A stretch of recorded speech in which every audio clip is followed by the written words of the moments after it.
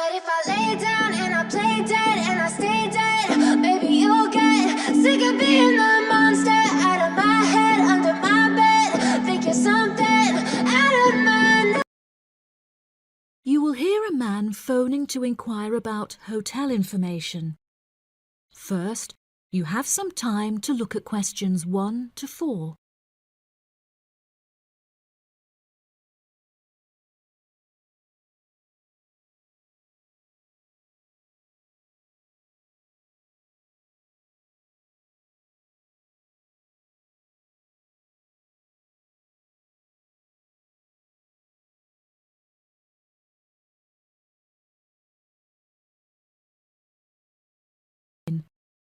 You should answer the questions as you listen because you will not hear the recording a second time. Listen carefully and answer questions 1 to 4. Good afternoon. You're through to reception at the Island Hotel in Crete. How may I help you today? Yes, hello there. I'm hoping to book a double room for my wife and myself for about 2 weeks, from the 25th of April of this year. Firstly, could you tell me whether it's particularly hot during this time? Yes, of course, sir. During late April and early May, the daytime temperature shouldn't exceed 19 degrees Celsius. But the weather has been rather erratic and difficult to predict in recent years, so I am unable to say for certain. Okay, that sounds good. My wife doesn't like going outside when it's very hot. I haven't booked flights yet, but I must say that I'm unfamiliar with Crete and its transport system. Does the hotel provide an airport shuttle service? Yes, sir. We provide a complimentary airport pickup service for all our guests. It takes about 40 minutes to get here from the airport, but it's at least 60 minutes at rush hours. And you will be provided with a fully air-conditioned shuttle bus. Okay, excellent. In that case, do you have any rooms available for the dates I gave you? I shall have a look on the system now for you, sir. Bear with me just a moment. Yes, sir. I can see now that we have several rooms available. Would you prefer a garden view or a sea view? Well, ideally I would like a sea view room with a balcony, but of course that depends on the difference in price. Not to worry, sir. All of our standard double rooms have ensuite facilities and a balcony. If you would like one of our sea view rooms, there is a premium of €60 per night. Okay, so could you tell me the total nightly rate for a standard double room with a sea view? Yes, of course, sir. For the spring months, our rate is €216 per night. For 14 nights altogether, this will come to €3,024. Perfect. I also read on your website that the hotel has gym and spa facilities. Are there any other facilities on offer?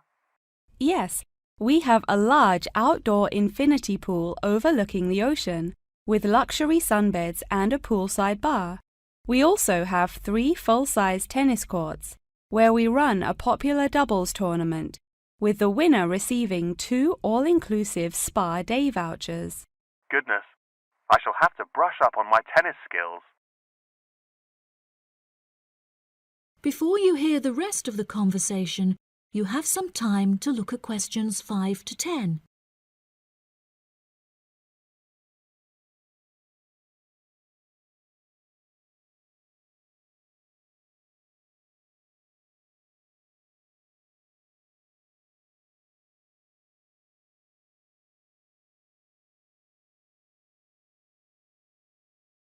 Now listen and answer questions 5 to 10. Are there any other activities organised by the hotel that we can partake in? It's just that it's our wedding anniversary on the 30th of June, and I would like to provide my wife with a perfect romantic getaway. I can assure you, sir, that your wife won't be disappointed. Ours is a 5-star resort, which is renowned for its luxury and beauty. In terms of activities, the hotel provides thrice-weekly entertainment. On Tuesdays, guests will take a minibus and partake in learning to cook succulent fish dishes with our Michelin-starred chef Enrique. The class will take place in a beautiful valley deep in the Cretan hills, where guests will be treated to an intimate piano performance by our in-house concert pianist Pedro. On Wednesdays, a select number of guests will be fortunate enough to explore the mountains by helicopter, before being transported to a tropical Cretan garden by shuttle bus. Finally, on Thursdays, after a fancy dinner, we provide a spectacular fireworks display, which guests can view from the comfort of a cable car. Oh, wow. That all sounds absolutely wonderful. I shall book the room now, and then I need to look at flights so as not to become extortionate. Would you like to take my details now or later? That is the end of part 1. You now have half a minute to check your answers.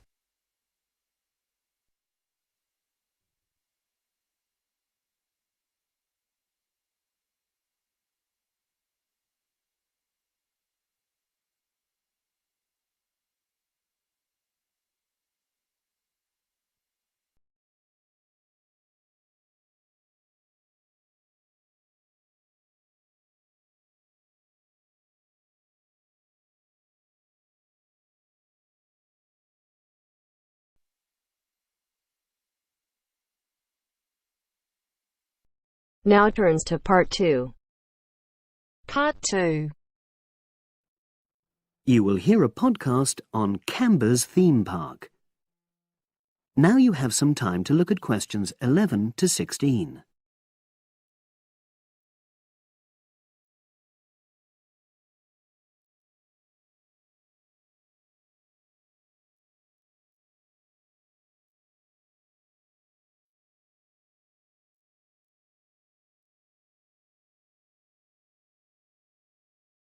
Now listen and answer questions 11 to 16.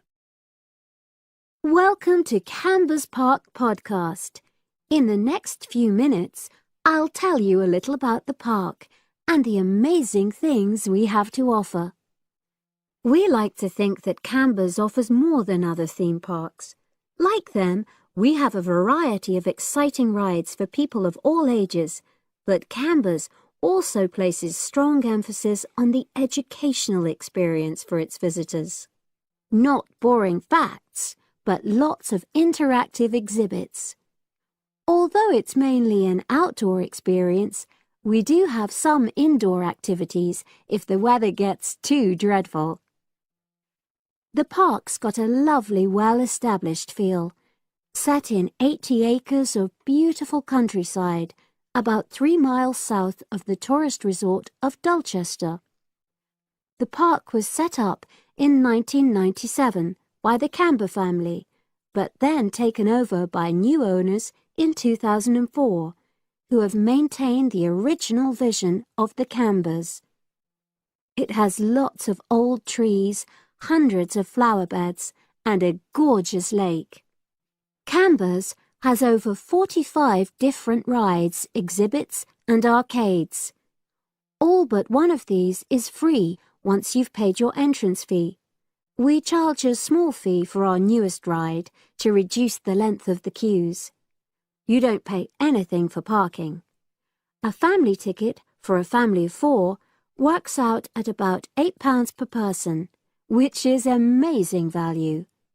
Full details of current prices are shown on our website, along with full details of rides, etc., and directions for getting to us.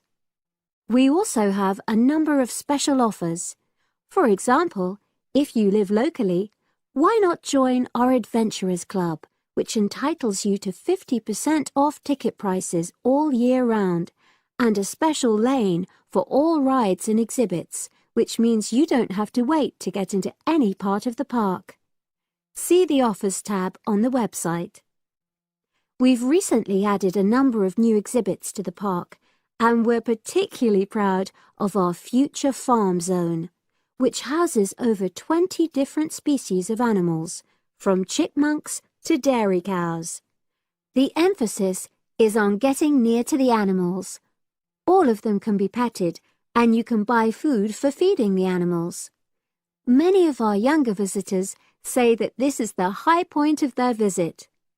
And speaking of food, don't let the animals have all the fun. We have a total of 7 different catering outlets on the site. We're open 10 to 5:30 all year round, and cold drinks and snacks can be bought at any time during opening hours. And hot food is available most of the day in the Hungry Horse Cafe from 11 until 5, just half an hour before closing time. Now you have some time to look at questions 17 to 20.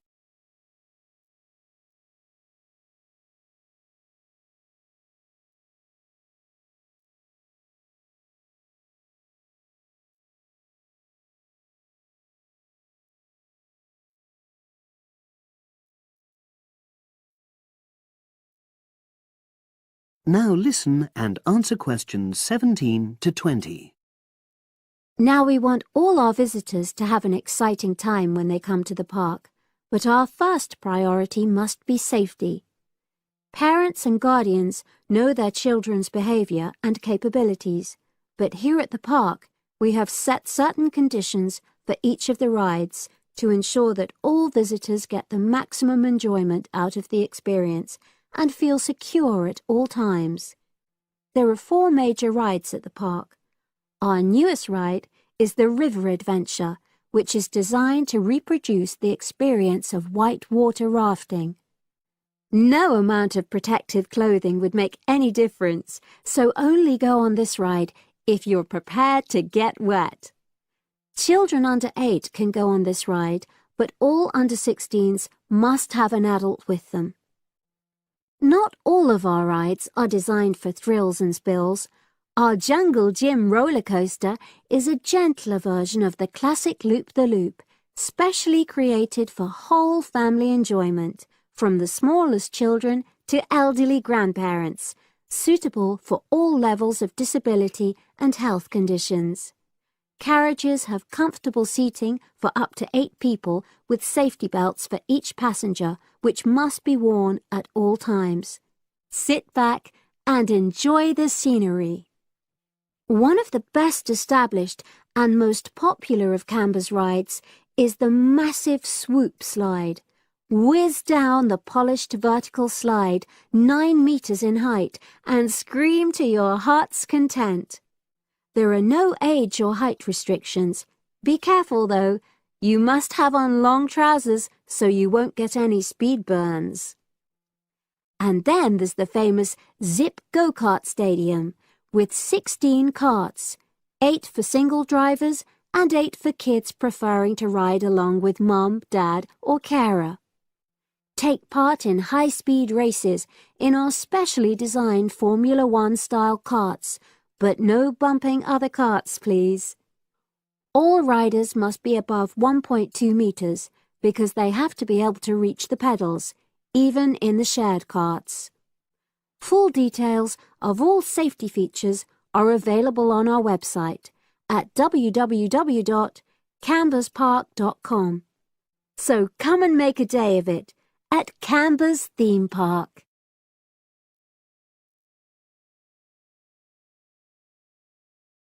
That is the end of part 2. You now have half a minute to check your answers.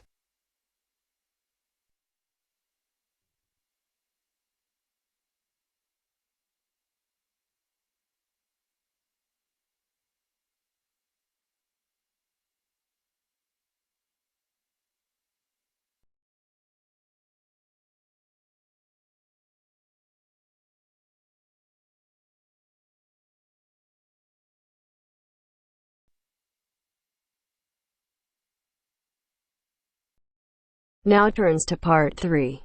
Part 3. You will hear a conversation between a professor and a student talking about taking a course. First, you have some time to look at questions 21 to 25.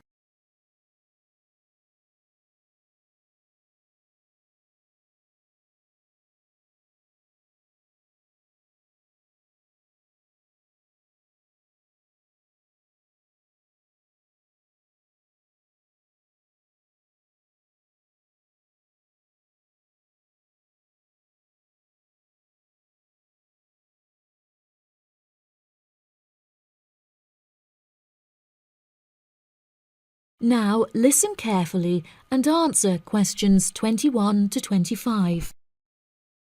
Excuse me, Dr. Twain. May I speak with you for a minute? Of course, please come in. I'm Charlotte York. I'm considering taking your course in tourism. Right. Well, Charlotte, how can I help you? I have been considering studying tourism. However, it is such an important decision that I would like to seek some advice about it first.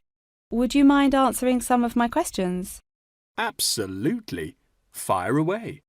Well, I have been discussing courses with my parents, and they are concerned that I will not be able to get a well-paid job with a degree in tourism. The reason that I want to study the course is that I have a great interest in the subject, and I think I would really enjoy it. I believe the only way that I will enjoy my life is if I enjoy my career. Happiness is far more important than money, don't you think? Absolutely. I would much rather be happy and poor rather than rich and miserable. Money cannot buy you happiness. I'm glad you agree. You needn't worry about money, Charlotte. A large part of the tourism course is dedicated to teaching students how to manage finances, a skill that you can apply to your everyday life as well. I would also recommend that you take a sideline course in time management, as this can be incredibly useful in efficiently planning your workload. Efficiency is the key to success. I'll remember that. Now, I have found that some students have natural talents that really help them to succeed in the course. Communication skills, for example, can be very beneficial. Do you have any strengths? Maths was always my favourite subject at school, so I really enjoy solving mathematical problems. However, I find statistics quite difficult. I have always been very capable and self-sufficient. I have a lot of confidence in my abilities and will take the initiative in situations without needing to depend on anyone else for their help. That's a really great quality to have and will be particularly useful if you choose to study tourism. That's great. I would recommend that you spend some of your time researching the course. A lot of people who are uneducated on the subject claim that tourism is a shrinking industry and that it will become irrelevant in the future. If you study the published research, however, you will see that the truth is quite the opposite. The industry has, in fact, grown significantly as people have developed an ever-increasing interest in culture and travel. Have you compared the university course with a polytechnic? Yes, I have. I was interested in studying the course in modules. However, the university doesn't offer that option.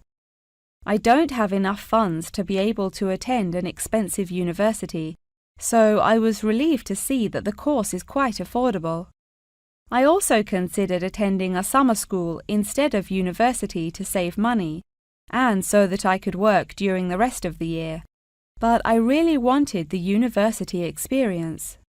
I think that university would suit you well.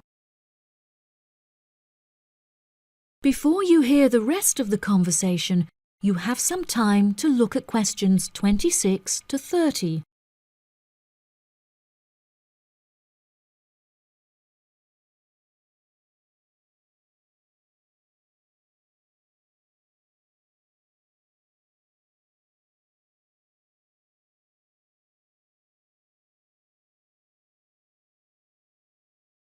Now listen and answer questions 26 to 30.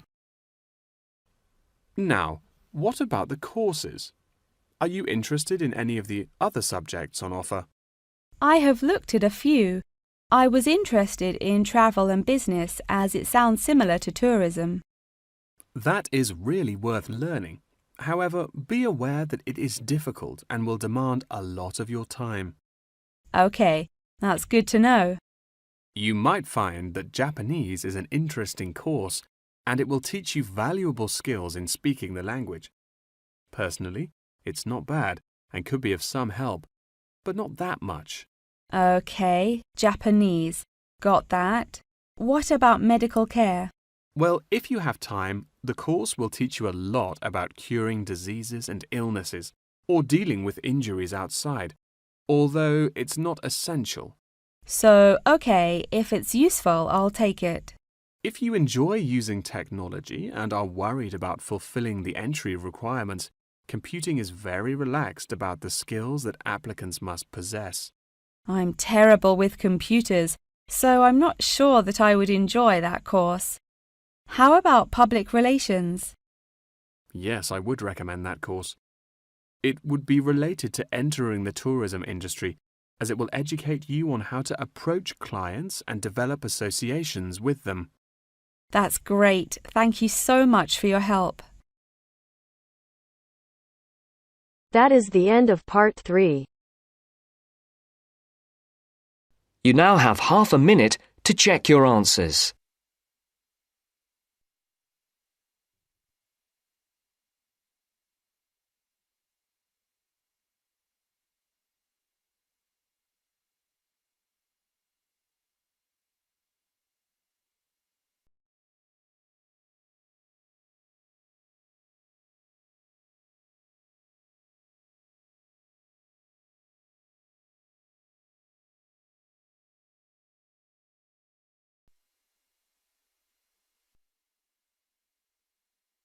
Now turns to part 4.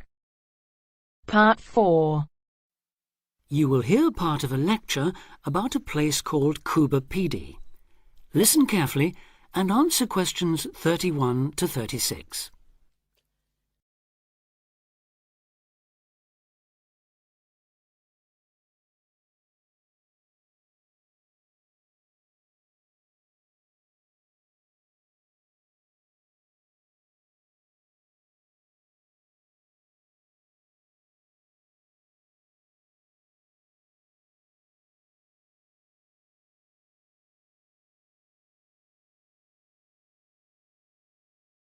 Listen carefully and answer questions 31 to 36.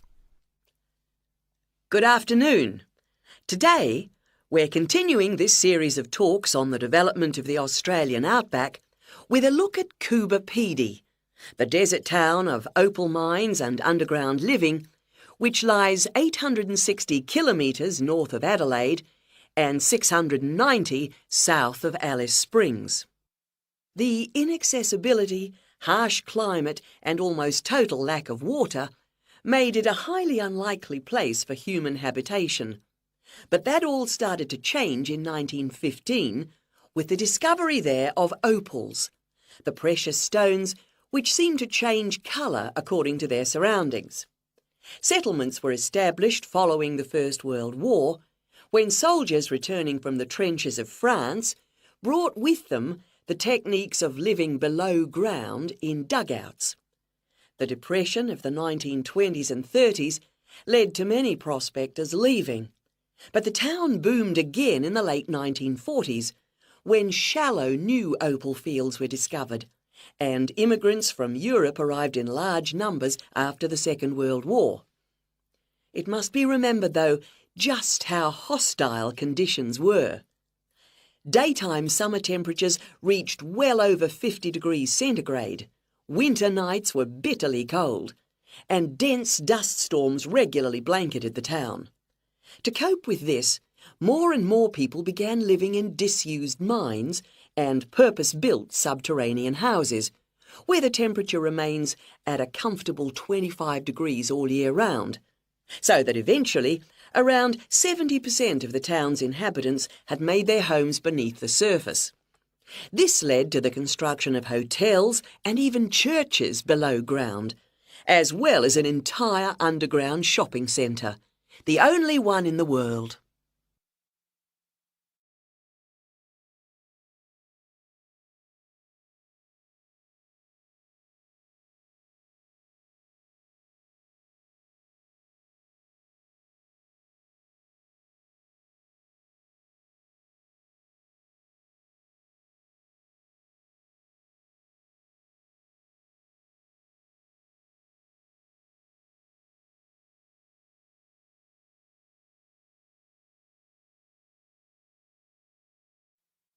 Now answer questions 37 to 40. Perhaps not surprisingly, this has now led to the emergence of a secondary industry, tourism. Increasing numbers of visitors come to see the tunnels and the caves with their ventilation shafts, the weird machines lying about in the town, and, just beyond it in the scorched red desert, the conical hills thrown up by the world's biggest opal mines. It's a logical stopping place for travellers too. The nearest town to Coober Pedy is Woomera, in the prohibited area once used for launching space rockets. But even that is an enormous distance away. Within the town itself, there are plenty of hotel rooms and a number of ethnic restaurants.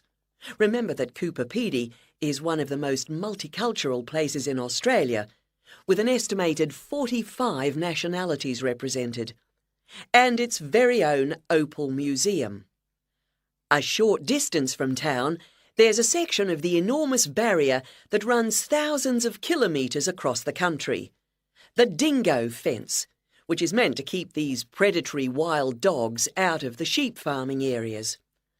Another attraction just outside town are the sets of various films made there, including Mad Max 3, as well as The Red Planet and Until the End of the World.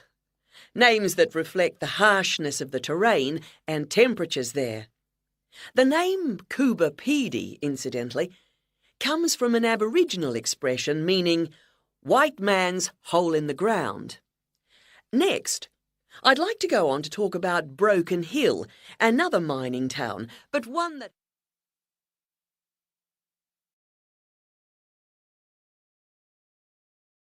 That is the end of part 4. You now have half a minute to check your answers. Everything that you did, that you said, I don't think you understand what you're doing. And my heart's black and blue from the bruising. I feel like when I'm with you I'm losing. I feel like you think that this amusing. Sitting there gaslighting and confusing. Was it me? Is it me? Am I deluded? I'm the one who's always sorry, the conclusion. Even though I offer all of the solutions. I wish you loved me like I love you, it's stupid. When I'm alone with you I never feel lucid. I wish I wasn't struck by Cupid. I wish when I first saw you I knew this. When I'm with you I feel so useless. I feel diluted, my heart's been wounded. Silhouettes of you are like a taunt. Never really know just what you want. With you I don't ever feel calm. I can feel the sweat inside my palms. Play with me like cats and a string. You don't understand the pain it brings. You don't ever wanna give me wings. You don't ever wanna set me free. But if I